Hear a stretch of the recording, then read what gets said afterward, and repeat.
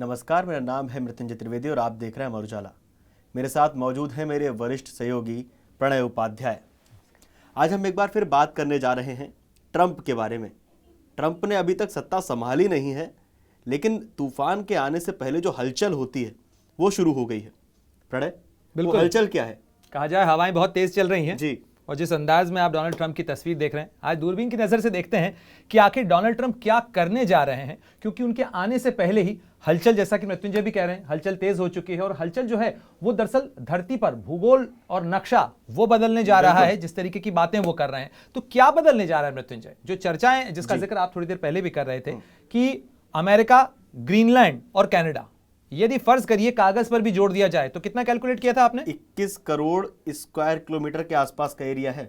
21 करोड़ वर्ग किलोमीटर जो है वो आकार हो जाएगा। जरा नक्शे पे दिखाते हैं, क्योंकि देखिए ये नया नक्शा जो है वो ट्वीट किया है डोनाल्ड ट्रंप ने। ट्वीट नहीं, सॉरी, उन्होंने अपना जो अपने प्लेटफॉर्म के ऊपर जो उन्होंने जो है ट्रूथ सोशल के ऊपर किया है। इस आकार को यदि आप देखिए तो ये देखिए, ये एक बड़ा रोचक सा समीकरण नजर आता है। यानी कितना बड़ा एरिया जो है, ये एरिया, ठीक है, इसके साथ साथ आप इसके अंदर जो है ये एरिया जोड़ दीजिए और प्लस ये एरिया जोड़ दीजिए, यानी ये तीनों जोड़ने के बाद में ये एरिया बनता है। ऐसा दिखेगा अमेरिका। और ये खुद डोनाल्ड ट्रंप कह रहे हैं अपने प्लेटफॉर्म के ऊपर, यानी उन्हें हल्के में नहीं लिया जा सकता। आप ये नहीं कह सकते हैं कि वो तो ऐसे ही कह देते हैं। मतलब अगर ये कहा जाए, जिस तरह से भारत में अखंड भारत की बात चल रही है, वैसे यहां अखंड अमेरिका की बात जो चल रही है, देखिए उसके अंदर एक अंतर है।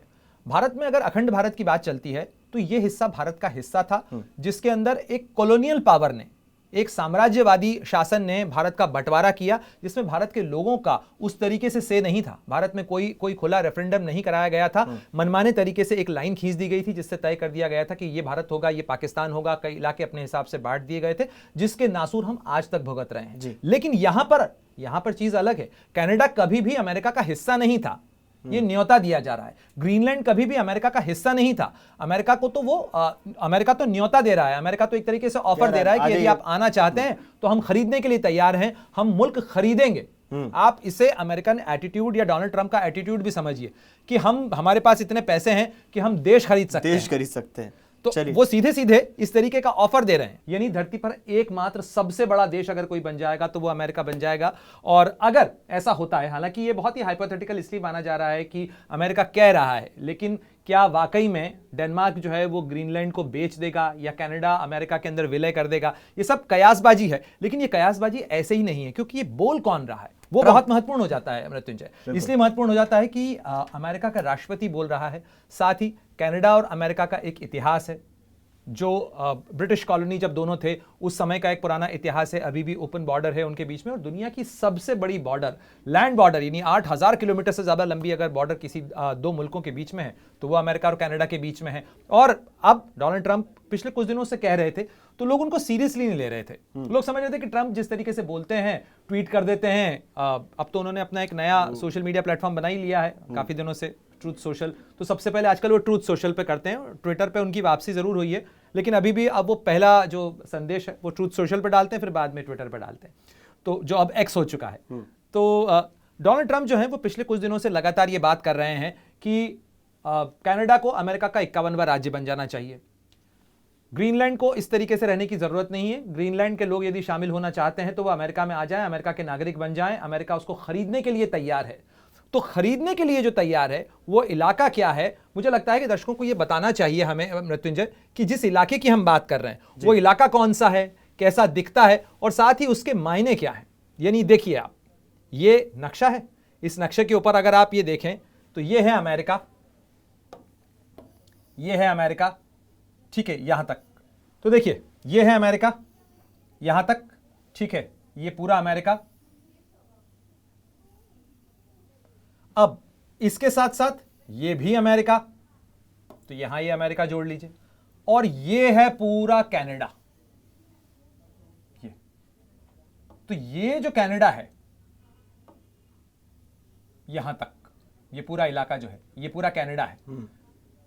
और कनाडा के साथ अमेरिका से करीब करीब बड़ा, अमेरिका से बहुत बड़ा, दुनिया का दूसरा सबसे बड़ा देश है। अगर रूस क्षेत्रफल की दृष्टि से, भौगोलिक आकार की दृष्टि से दुनिया का सबसे बड़ा देश है, तो दुनिया का दूसरा सबसे बड़ा देश जो है वो कनाडा है। कनाडा है। और कनाडा के पास में आबादी कम है, जैसा हम कल भी बात कर रहे थे, करीब 4 करोड़ के आसपास की आबादी है।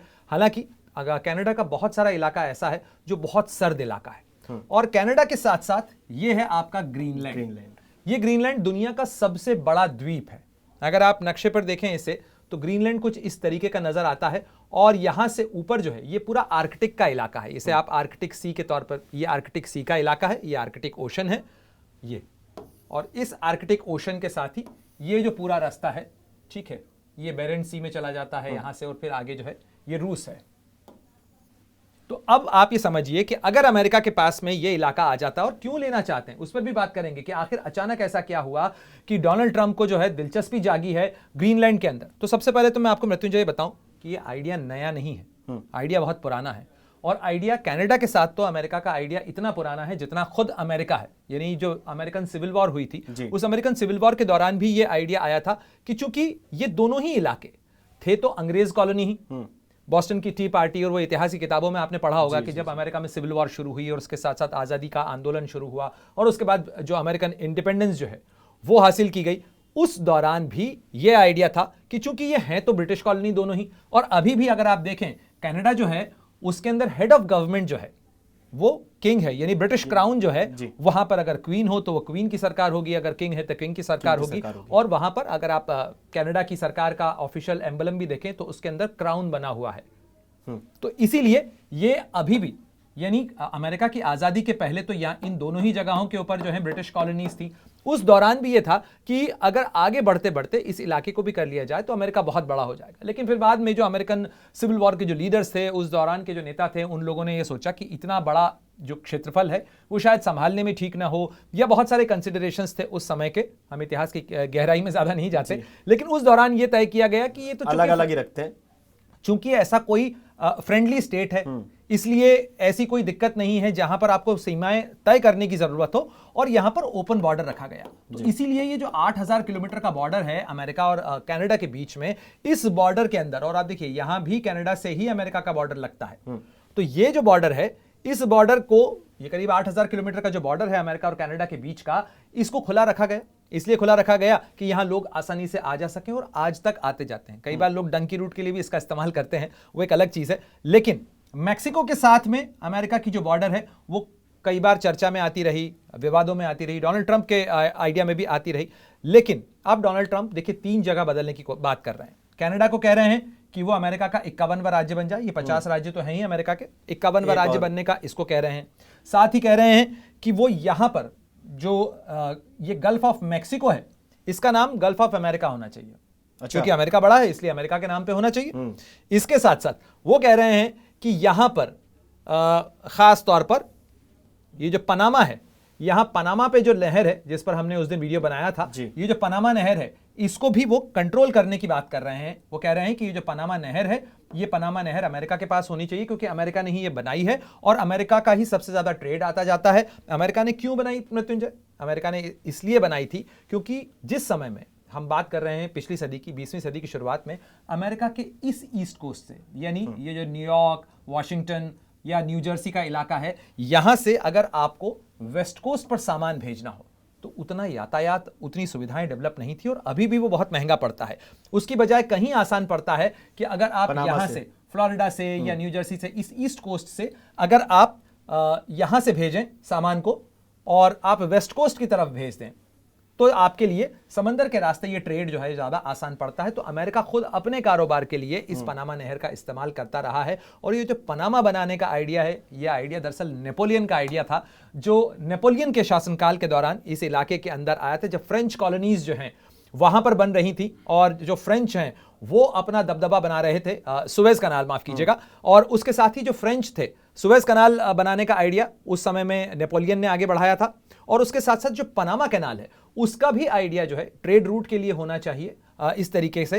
तो ये जो ट्रेड रूट का आइडिया है, ये ट्रेड रूट का आइडिया भी फ्रेंच ने सबसे पहले आगे बढ़ाया था, लेकिन उस समय जो फ्रेंच थे, यानी फ्रांस की सरकार थी, उसकी बजाय अमेरिका ने इसको मूर्त रूप में लाया और यहां पर फिर वो पनामा कैनाल बनी। तो अब कुल मिला के अगर कहा जाए तो अमेरिका एक छत्र राज चाहता है अपने आसपास सारी सीमाओं पे। न केवल एक छत्र राज चाहता है, बल्कि अमेरिका चाहता है इस इलाके के अंदर जो आपको पूरा सफेद इलाका दिख रहा है, यह सफेद इलाका दरअसल बर्फ की चादर के नीचे ढके हुए खनिजों का खजाना है और इसलिए अमेरिका को चाहिए ग्रीनलैंड इस इलाके की चाहिए। इसके अलावा यह जो पूरा एरिया है जो अभी बर्फ में ढका हुआ है, यहां पर बहुत ज्यादा बर्फ होती है, यहां पर उससे कम बर्फ होती है और इस पूरे इलाके के अंदर ऑयल, नेचुरल गैस के रिसोर्सेज मिले हैं। अमेरिका दुनिया का सबसे बड़ा एनर्जी गजलर है और दुनिया की एनर्जी रिसोर्सेज के ऊपर अमेरिका जो है वो अपना एक छत्र आधिपत्य चाहता है और इसीलिए वो कनाडा को भी कह रहा है, इसीलिए वो ग्रीनलैंड को भी कह रहा है और इसी के साथ साथ यहां पर उसकी जो एक स्ट्रेटेजिक राइवलरी है उसमें अमेरिका की एक वल्नरेबिलिटी है। केवल लालच या एक आकर्षण ही नहीं है, बल्कि इसके अंदर अमेरिका की एक सेंसिटिविटी भी है, क्योंकि ये इलाका खासतौर पर अगर आप देखें, इस इलाके के अंदर जिस तरीके से रूस की दिलचस्पी बढ़ी है, रूस की दिलचस्पी के मद्देनजर अमेरिका की चिंता बढ़ी है, क्योंकि रूस यहां से जो नया एनएसआर है यानी नया आर्कटिक सी रूट जो है वो बना रहा है और उस नए आर्कटिक सी रूट के कारण अमेरिका को चिंता है कि जो रूसी पनडुब्बियां हैं वो इस इलाके के अंदर आ सकती हैं, अमेरिका के लिए चिंता हो सकती है। इसलिए अमेरिका चाहता है कि यहां पर हो उसके नेवल बेसिस, उसके मिलिट्री बेसिस और इसलिए वो ग्रीनलैंड को एक प्रस्ताव दे रहा है। मतलब भौगोलिक, आर्थिक और सामरिक बिल्कुल हर एक रूप से अमेरिका यहां पे इस पे कब्जा करना चाहता है। बिल्कुल वो इस जगह अपने आप को सेव करना चाहता है, कब्जा नहीं करना चाहता है। इसको आप थोड़ा सा अलग तरीके से समझिए। वो ऑफर दे रहा है, दुनिया का सबसे अमीर मुल्क ऑफर दे रहा है कि हम इस इलाके को खरीदने के लिए तैयार हैं। खरीदने के लिए क्यों तैयार है? क्योंकि अमेरिका पहले भी खरीद चुका है। अमेरिका ने दरअसल पैसे देके बाकायदा जमीन खरीदी है और कौन सा इलाका खरीदा है? ये इलाका खरीदा है जिसे हम अलास्का कहते हैं। ये अलास्का का इलाका रूस से अमेरिका ने खरीदा है 19वीं सदी के आखिर के अंदर, करीब करीब 1863 के आसपास का था। उस दौरान रूसी साम्राज्य से ये इलाका खरीदा गया और इस इलाके को अमेरिका का हिस्सा बनाया गया और तब से यह अमेरिका का हिस्सा है।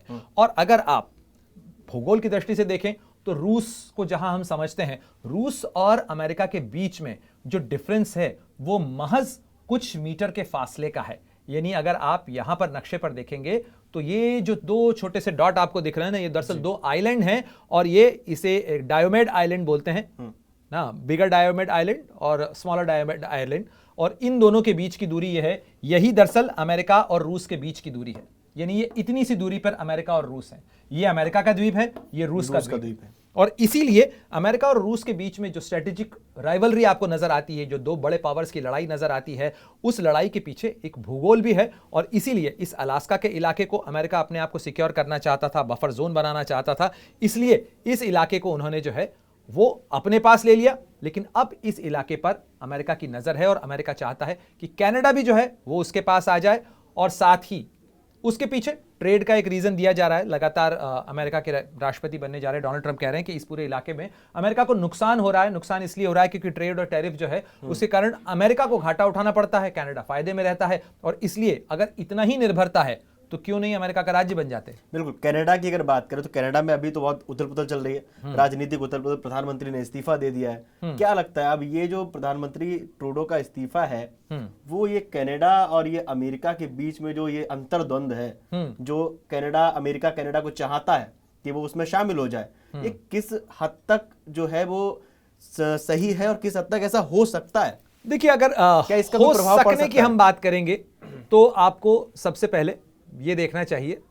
देखिए, आप हो सकने की अगर बात कर रहे हैं तो कनाडा के मौजूदा प्रधानमंत्री, देखिए अभी इस्तीफा जरूर दिया है जस्टिन ट्रूडो ने, लेकिन अभी भी कार्यवाहक के तौर पर प्रधानमंत्री तो जस्टिन ट्रूडो ही हैं। जस्टिन ट्रूडो का ये बयान पढ़ लीजिए। ये उन्होंने साफ कर दिया है, there isn't a snowball chance in hell that Canada would become part of United States. उन्होंने इसे कनाडा की आइडेंटिटी का इशू बना दिया है, कनाडा की। और एक तरीके से देखिए, ये एक तरीके से डोनाल्ड ट्रंप ने मदद कर दी है क्योंकि चुनाव होने वाला है कनाडा के अंदर। जस्टिन ट्रूडो जो कि इस समय बहुत बैकफुट पर नजर आ रहे हैं, उनको इस्तीफा देना पड़ा, कनाडा की हालत बहुत खराब है। और ऐसे में जस्टिन ट्रूडो को बैठे बैठा एक मुद्दा मिल गया है जिसमें वो नेशनलिज्म के मुद्दे के ऊपर अब कनाडा का चुनाव लड़ना चाहते हैं। और इस मुद्दे के ऊपर कनाडा नहीं छोड़ेंगे, कि कनाडा नहीं छोड़ेंगे किसी भी सूरत के अंदर। साथ ही जो पॉली पेलेवेरे वो हैं, जो विपक्ष के नेता हैं कंजर्वेटिव पार्टी के, पॉलेवेरे, वो जो हैं वो भी इस मुद्दे के ऊपर तो पूरा कनाडा जो है वो अमेरिका का हिस्सा नहीं बनना चाहेगा। हालांकि अमेरिका बहुत इंफ्लुएंस रखता है कनाडा के अंदर, तो इसलिए कनाडा के अंदर एक बड़ी उथल पुथल जरूर हो सकती है क्योंकि डोनाल्ड ट्रंप ये कह रहे हैं। लेकिन जो उससे भी रोचक मुद्दा है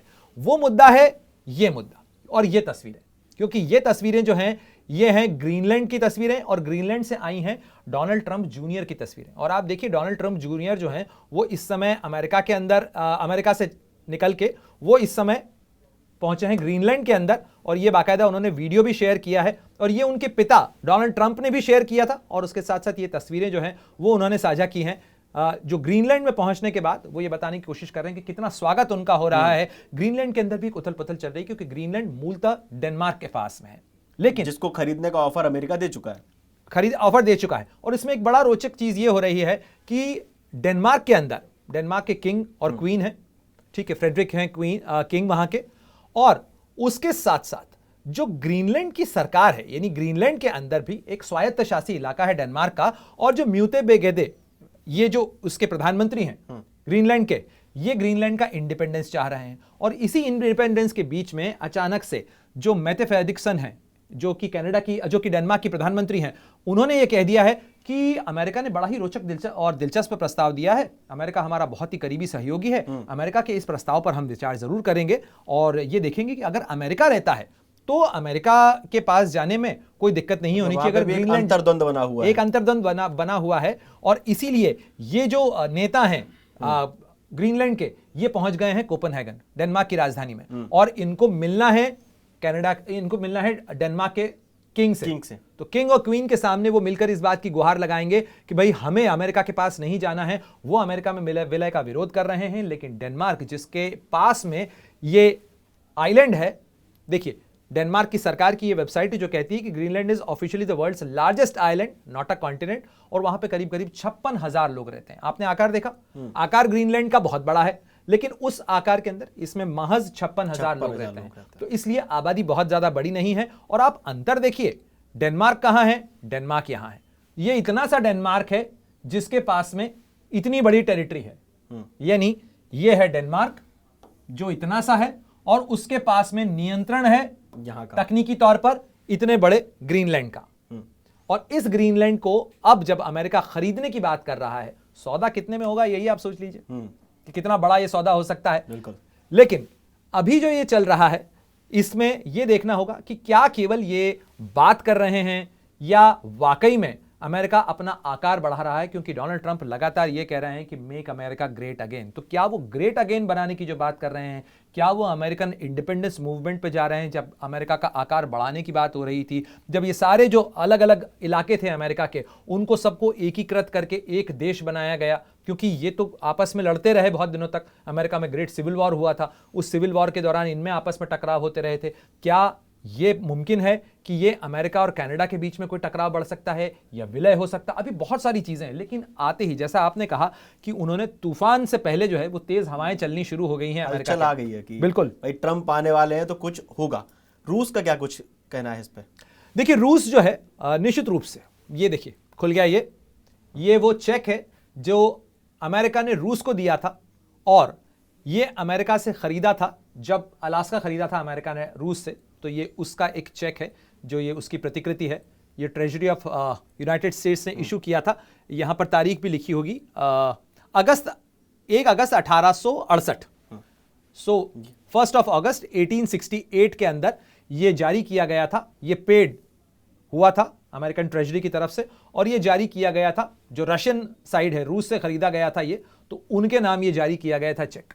तो ये जो समीकरण है, इस समीकरण के बीच में जैसा मैंने आपसे कहा, यही मेटे फ्रेडरिक्सन है, ये डेनमार्क की प्रधानमंत्री हैं, और इन्होंने जो बयान दिया है, यानी डोनाल्ड ट्रंप के प्रस्ताव के बाद में मेटे फ्रेडरिक्सन का जो बयान आया है, उसमें भी उन्होंने कहा है कि रूस के पास या रूस की दिलचस्पी बढ़े इस इलाके के अंदर, इससे तो बेहतर है कि अमेरिका के साथ ये चला जाए, क्योंकि अमेरिका जो है वो इस इलाके के अंदर इंटरेस्ट रखता है। उसका स्वागत किया है मेटे फ्रेडरिक्सन ने। तो ये नाटो के अंदर के अपने समीकरण भी हैं। डेनमार्क भी नाटो का सदस्य है और अमेरिका भी नाटो का सदस्य है।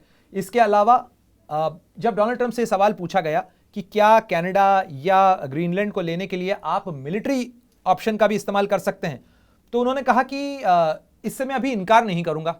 और ये बहुत बड़ी बात है। अगर अमेरिका अपनी फौजें उतारने की बात कर रहा है, अगर अमेरिका ये बात कर रहा है कि वो अपना क्षेत्रफल बढ़ाने के लिए फौज उतार सकता है, युद्ध भी कर सकता है, तो ये बहुत बड़ा बयान है। इसको लेकर पूरी दुनिया के अंदर हलचल है, क्योंकि अमेरिका यदि फौजें उतारता है तो ये तो सीधे सीधे मैदान जंग हो गया। अगर अमेरिका लड़ाई कर रहा है, और वो भी इसलिए कि वो टेरिटरी बढ़ा रहा है अपनी, तो ये दुनिया के अंदर एक बड़ी उथल पुथल शुरू कर सकता है मृत्युंजय, क्योंकि फिर सब लोगों को इसकी एक छूट मिल जाएगी कि क्या अपना आकार बढ़ाया जाए, युद्ध कर सकते हैं। बिल्कुल, क्या ये जायज हो जाएगा? बिल्कुल। अच्छा, इसमें अगर वो युद्ध करता भी है तो कनाडा और रूस दोनों ही इन्वॉल्व होंगे? कनाडा भी इन्वॉल्व हो सकता है, रूस भी इन्वॉल्व हो सकता है। इसके अंदर ये देखना होगा कि इसके अंदर इसके डायनामिक क्या होते हैं। हालांकि ये कभी केवल कयास माना जा रहा है, लेकिन जो आपने सवाल पूछा कि रूस का क्या इंटरेस्ट है इसके अंदर, आप नक्शे पर यह समझने की कोशिश करिए कि ये जो है ये नया आर्कटिक रूट बनाने की बात हो रही है। ये रूस है और रूस यहां से एक नया रास्ता बनाने की कोशिश कर रहा है, एनएसआर, जिसको कि नॉर्थ अटलांटिक सी रूट कहा जा रहा है। यानी अमेरिका के रूस जो है अगर ये रास्ता ओपन कर देता है तो चीन के लिए अपने सामान को भेजने का ये रास्ता बन जाएगा। वो सुएज कनाल और ये जो सारा रास्ता है, ये रास्ता चीन अवॉइड कर सकेगा। इसलिए इस इलाके के अंदर, इस सी रूट के अंदर अमेरिका के अलावा, अमेरिका की तो दिलचस्पी इसलिए बढ़ी ही है, लेकिन स्ट्रेटेजिकली अगर देखा जाए तो रूस और चीन दोनों की इंटरेस्ट की इसके अंदर जो है दिलचस्पी है। और ये आर्कटिक का जो इलाका है, जहां पर इस समय क्लाइमेट चेंज के कारण बर्फ पिघल रही है और जमीन के नीचे से बर्फ की चादर से नीचे ढका हुआ जो खनिजों का खजाना है वो सामने आ रहा है। अब यहां से सी रूट बन सकेगा। यहां पर चूंकि समुद्र स्तर बढ़ा है, जलस्तर बढ़ा है, इसलिए अब यहां पर जहाज चल पाएंगे और इस कारण से ये यूरोप तक पहुंचने का आसान और छोटा रास्ता हो जाएगा इस रास्ते की बजाय। इसलिए इसमें दिलचस्पी है। और ये जो है मैप आपको नजर आ रहा है, ये अलग अलग रिसोर्सेस का मैप है जो कि ग्रीनलैंड के इलाके में है। लेकिन ये रिसोर्स कहां से निकल रहे हैं? ये जो तस्वीर और मैप देख रहे हैं ना मृत्युंजय आप, ये क्लाइमेट चेंज का है।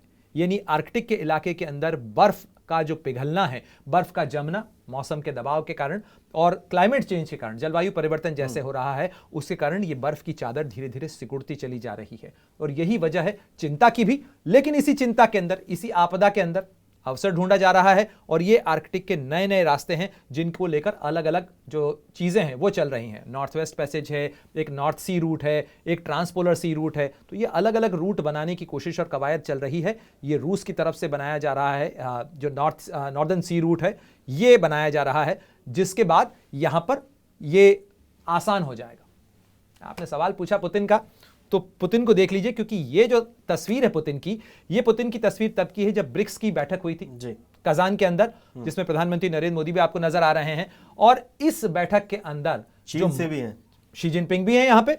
इस बैठक के अंदर ही महत्वपूर्ण चर्चा हुई थी कि कैसे जो ट्रेड रूट है वो बढ़ाया जाए। और ट्रेड रूट बढ़ाने के लिए अपने ईस्टर्न रीजन को लगातार रूस बढ़ा रहा है, अपने इलाकों के अंदर इन्वेस्टमेंट बढ़ा रहा है और इसी के अंदर वो चीन, भारत सभी को हिस्सेदार बनाते हुए कह रहा है कि आइए इस नए रूट का इस्तेमाल करिए। ये जो रस्तों की पॉलिटिक्स चल रही है ना, चीन अपना बेल्ट एंड रोड इनिशिएटिव आगे बढ़ा रहा है, रूस एक INSTC बनाना चाहता है जो सेंट्रल एशिया से होकर जाएगा, भारत भी उसमें दिलचस्पी रखता है। साथ ही ये नॉर्दर्न सी रूट जो बनाया जा रहा है, नॉर्थ आर्कटिक वाला, ये सारी चीजें हैं। मेन ये है कि आर्थिक और व्यापारिक रूप से अपने आप को सशक्त बनाना, आर्थिक और बिल्कुल सामरिक रूप से हर कोई चाहता है। क्योंकि ये देखिए, ये जो आपको अलग अलग रंग नजर आ रहे हैं ना, इसके अंदर रेयर अर्थ मिनरल्स हैं। रेयर अर्थ मिनरल्स हैं, यानी आगे भविष्य की टेक्नोलॉजी के अंदर, चाहे वो आपका स्पेसशिप हो, चाहे आपके सैटेलाइट्स हों, चाहे आपकी गाइडेड मिसाइल्स हों, आधुनिक से आधुनिक चीज़ों के अंदर जो इलेक्ट्रॉनिक्स है उसके अंदर जो रेयर अर्थ मिनरल्स हैं उनका इस्तेमाल होता है। इसको लेकर दुनिया के अंदर एक ज़बरदस्त रेस चल रही है, जिसके अंदर चीन के पास में बहुत बड़ा कंट्रोल जो है वो रेयर अर्थ मिनरल्स का है। लेकिन ये जो आप कलर्स देख रहे हैं ना, यहाँ पर सोने के भी भंडार हैं, यहाँ पर जिंक के भी भंडार हैं, जस्ते के भी, यहाँ पर मैंगनीज है, यहाँ पर चांदी है, यहाँ पर ऑयल एंड नेचुरल गैस है, तमाम खनिज हैं। तो तमाम खनिज है यहाँ पर ऊर्जा के साधन है। अमेरिका जो है क्लाइमेट चेंज से जूझने के बीच में जैसे ही ये रास्ता खुलता है, अमेरिका इस रास्ते के ऊपर और इन मिनरल्स के ऊपर अपना आधिपत्य बनाना चाहता है। उसको 3 बड़े लाभ हैं। उसको एनर्जी और रिसोर्स मिलेगा, उसको एक बड़ी ज्योग्राफिकल लोकेशन मिलेगी और साथ ही उसको एक स्ट्रेटेजिक लोकेशन मिलेगी जहां से वो रूस पर ज्यादा करीबी निगरानी भी रख सकता है और साथ ही अपने तरफ, अपने मेनलैंड के एरिया के अंदर जो कोई खतरा आता है तो उस खतरे को पहले ही नकार सकेगा। तो यह है इसका पूरा समीकरण। जी, प्रणय, अमेरिका की बात करते हैं। अमेरिका के जंगलों में इस समय आग लगी हुई है। वो कौन सा इलाका है जहां पे आग लगी हुई है और वो कितनी भयावह आग है? केवल विवादों की आग नहीं लगी हुई है, आग वाकई में लगी हुई है खासतौर पर, और कैलिफोर्निया के इलाके के अंदर आग लगी हुई है। ये अमेरिका का वेस्ट कोस्ट का इलाका है अब मृत्युंजय, और इस वेस्ट कोस्ट के इलाके के अंदर इस समय जबरदस्त, अमेरिका के नक्शे को अगर आप देखें तो अमेरिका का ईस्ट कोस्ट जो है वो ठंडा होता है और वेस्ट कोस्ट जो है वो अपेक्षाकृत गर्म होता है। तो इसलिए इस वेस्ट कोस्ट के इलाके के अंदर, खासतौर पर कैलिफोर्निया के इलाके के अंदर जबरदस्त जो है वो इस समय आग लगी हुई है। बताया जा रहा है, जो अभी लेटेस्ट रिपोर्ट्स आ रही हैं उसके मुताबिक कि कुछ जो फायर वर्कर्स हैं जो कि आग बुझाने के काम में लगे हुए थे, उनमें से एक दो के मारे जाने की खबर भी आ रही है। साथ ही बड़े पैमाने पर लोग यहाँ से छोड़कर पलायन कर रहे हैं और ये जो इवेंट हैं ये बढ़ते चले जा रहे हैं। जैसा मैंने आपसे कहा कि इस पूरे इलाके के अंदर क्लाइमेट चेंज का असर देखा जा रहा है। एक तरफ यहां पर वॉशिंगटन के अंदर, न्यूयॉर्क के अंदर जबरदस्त बर्फ पड़ रही है। तो आप सोचिए, एक तरफ बर्फ बहुत ज्यादा पड़ रही है न्यूयॉर्क में, वॉशिंगटन के इलाके के अंदर, दूसरी तरफ जो अमेरिका का वेस्ट कोस्ट है वहां पर आग लग जाए। इतनी ज्यादा जंगलों के अंदर आग तभी लगती है, हमारे यहां गर्मी के मौसम में लगती है, तो उस समय, ऐसे समय में आग लग रही है जबकि हमारे यहां पर सर्दियों का मौसम है। लेकिन इस पूरे इलाके के अंदर इस समय काफी जबरदस्त आग की जो घटनाएं हैं वो देखने को मिल रही है और इसी के मद्देनजर जो है काफी अफरा तफरी है इस पूरे क्षेत्र के अंदर। जो क्लाइमेट चेंज आपने बात की, जो दर्शक हमारे देख रहे हैं, क्लाइमेट चेंज क्यों होता है, क्या होता है और जिससे ये आग लग जाए, और आग इतनी भयावह लगे, जंगल में आग लगने का मतलब ये है कि कहां जाएगा। बिल्कुल, और इस तरीके की घटनाएं ब्राजील के जंगलों में, अमेज़न के जंगलों में हुई है। भारत में भी उत्तराखंड, हिमाचल प्रदेश के इलाकों के अंदर ये गर्मी के मौसम में ये घटनाएं और इनकी आवृत्ति बढ़ती जा रही है।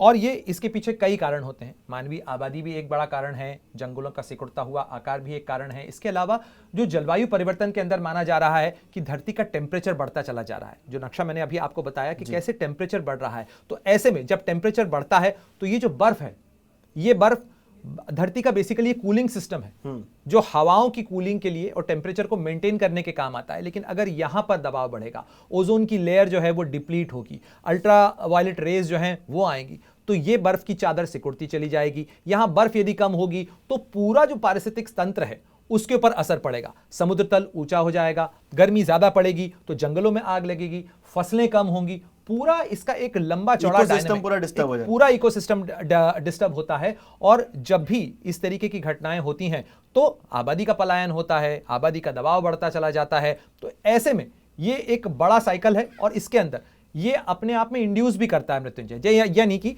जब टेम्परेचर बढ़ रहा होता है तो बर्फ के पिघलने से भी मीथेन गैस निकलती है। मीथेन गैस निकलती है तो और क्लाइमेट चेंज बढ़ता है, और क्लाइमेट चेंज बढ़ता है तो और बर्फ पिघलेगी, और बर्फ पिघलेगी तो और मीथेन गैस निकलेगी। तो ये एक दुष्चक्र जो बढ़ेगी और दुष्चक्र है। तो इस दुष्चक्र के अंदर फंसते चले जा रहे हैं हम, और ये एक बड़ा खतरा तो है ही सही, लेकिन दूसरा बड़ा खतरा इस चीज को लेकर भी है कि इन तमाम खतरों के बीच में, क्योंकि ये तो साझा खतरा है, ये तो सभी के लिए है, लेकिन उस खतरे के बीच में जो खतरा है वो विवादों का खतरा है, वो बारूद का खतरा है, वो लड़ाई और झगड़ों का खतरा है। क्योंकि यूक्रेन यहां से बहुत ज्यादा दूर नहीं है। अगर आप डेनमार्क से देखें तो डेनमार्क के पास में पोलैंड है और पोलैंड के पास में यूक्रेन है। तो इतनी नजदीक के अंदर ये डायनामिक है जहां पर रूस के साथ जंग चल रही है। साथ ही जैसे ही यूक्रेन के साथ लड़ाई शुरू हुई थी मृत्युंजय, उसी दौरान फिनलैंड और स्वीडन ने भी जो है, जो अब तक नेटो का हिस्सा नहीं थे, उन्होंने भी नेटो में शामिल होने का फैसला लिया है। तो आप सोचिए कि अगर ग्रीनलैंड भी इसमें शामिल हो जाता है तो नेटो का दायरा जो है वो बहुत बढ़ जाएगा, और नेटो का दायरा जो है वो इस इलाके तक उसकी पहुंच आ जाएगी। और उसके बाद मेरे ख्याल से ये एक छोटा सा ही इलाका बचता है जो कि आइसलैंड का इलाका है, और ये आइसलैंड है। और आइसलैंड जो है, क्या अमेरिका की नजर उस पर भी होगी, या यहां तक आएगा तो आगे भी जाएगा ही। बिल्कुल। तो ये जो सारी चीजें हैं, ये जो सारे डायनामिक हैं, ये डोनाल्ड ट्रंप के आने के साथ में, डोनाल्ड ट्रंप के जो बयान हैं उनसे बदल रहे हैं। और डोनाल्ड ट्रंप क्या करते हैं, 20 जनवरी 2025 को उनका शपथ ग्रहण होना है, और उसके बाद ये सारी बातें वो जो कह रहे हैं मृत्युंजय, वो अब जमीन पर कैसे उतारते हैं ये देखना होगा। बिल्कुल प्रणय, बहुत बहुत धन्यवाद आपका हम तक ये जानकारी पहुंचाने के लिए। आप लोगों को क्या लगता है इस पूरी वीडियो को देखने के बाद ट्रंप क्या कर सकते हैं, हमें कमेंट करके बताइए, और देखते रहिए अमर उजाला। अमर उजाला जीवांजलि के सारथी की मदद लें और महाकुंभ में स्नान जरूर करें।